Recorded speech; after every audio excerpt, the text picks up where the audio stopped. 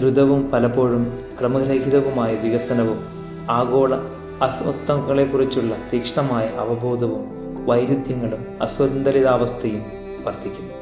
വ്യക്തികൾക്കുള്ളിൽ ആശയങ്ങളെ സമന്വയിപ്പിക്കാൻ പാടുപെടുന്ന ഒരാധുനിക പ്രായോഗിക ബുദ്ധിയും സൈദ്ധാന്തിക ചിന്താധാരയും തമ്മിൽ പലപ്പോഴും ഒരു അസന്തുലിതാവസ്ഥ ഉണ്ടാകുന്നു. പ്രായോഗികതയും കാര്യക്ഷമതയും കുറിച്ചുള്ള ആശങ്കയും ധാർമ്മിക മനസാക്ഷിയുടെ ആവശ്യങ്ങളും തമ്മിൽ ഒരു അസന്തുലിതാവസ്ഥ നിലനിൽക്കുന്നു. കൂട്ടായ നിലനിൽപ്പ് വ്യക്തിപരമായ ചിന്തയുടെയും ആവശ്യകതകളുമായി ഏറ്റുമുട്ടുന്നു. പ്രത്യേക മനുഷ്യപ്രവർത്തനവും യാഥാർത്ഥ്യത്തെക്കുറിച്ചുള്ള സമഗ്രമായ കാഴ്ചപ്പാടും തമ്മിൽ ഒരു അസന്തുലിതാവസ്ഥയുണ്ട്.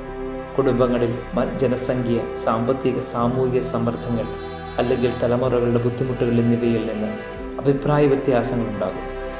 പുരുഷന്മാരും സ്ത്രീകളും തമ്മിലുള്ള പുതിയ സാമൂഹിക ബന്ധങ്ങളും പൊരുത്തക്കേടിന് കാരണമാകുന്നു. സമാധാനത്തിനായുള്ള ആഗ്രഹത്തിൽ നിന്ന് ജനിച്ച അന്താരാഷ്ട്ര സ്ഥാപനങ്ങൾ പ്രത്യയശാസ്ത്രങ്ങളും കൂട്ടായ ദേശീയ അത്യാഗ്രഹങ്ങളും പ്രചരിപ്പിക്കാനുള്ള അഭിലാഷങ്ങളുമായി പൊരുതുന്നു.